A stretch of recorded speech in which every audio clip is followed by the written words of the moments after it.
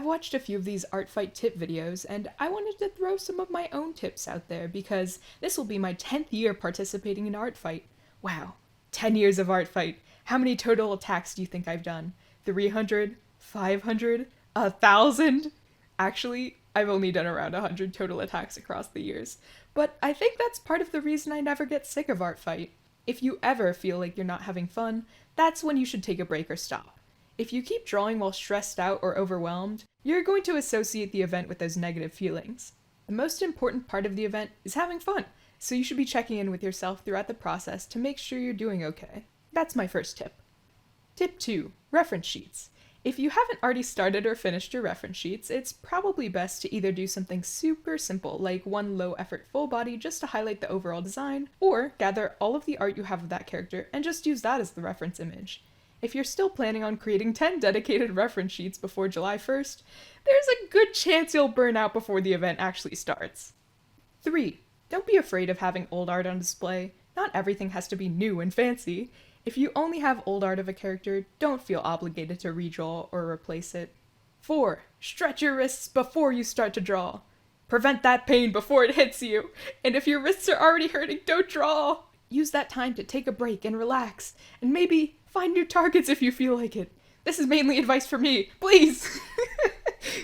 Every year I have this problem. 5. Experiment and go outside of your comfort zone. ArtFight is the perfect opportunity to do something a little bit different with your art. If you've been looking to try out a new style or draw characters you typically wouldn't, now's your chance. And there's no such thing as a failed experiment. It's the effort that counts. 6. Always try to thank everyone who draws your character.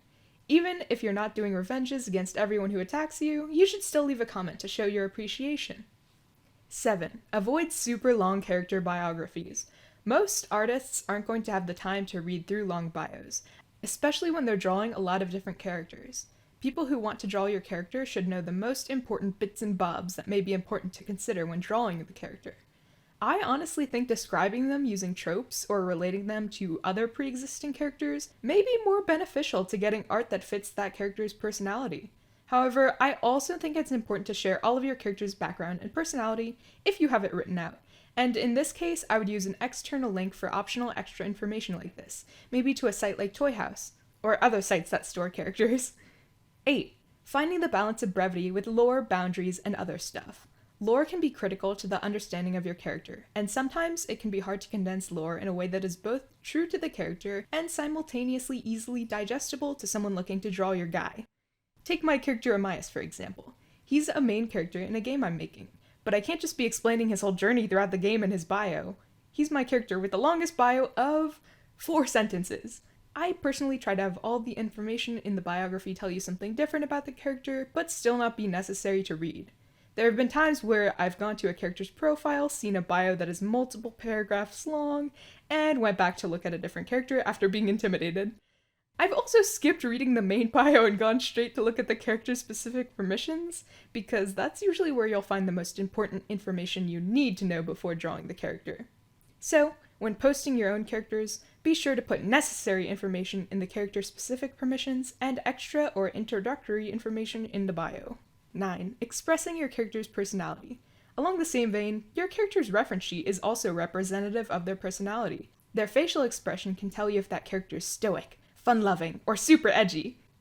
Even if your reference's expression is neutral for the sake of simplicity, you can use the custom icons to display more of that character. 10. Now for my most controversial and somewhat philosophical tip. You should do ArtFight for you! You will burn out quickly if you participate in ArtFight solely as a way to get free art, praise, or even just to make someone else happy. Yes, those are all positive byproducts of participation, but chasing others' enjoyment can be an unhealthy mindset to go in with. Instead, I try to focus on things I want to do with my art and use other people's characters to experiment. I come back to ArtFight every year because I always get to draw a wide variety of characters, most of which have designs that are very different from my own. I get really sad when I see people saying, I did ArtFight last year and didn't like it, so I'm not gonna do it this year. It makes me so sad. I wish everyone could love ArtFight as much as I do, and I hope these tips helped you to maybe extend your longevity with extend your journey with ArtFight. I don't know. Anyway, feel free to leave your own tips down in the comments or ask any other questions you may have. Thanks for watching!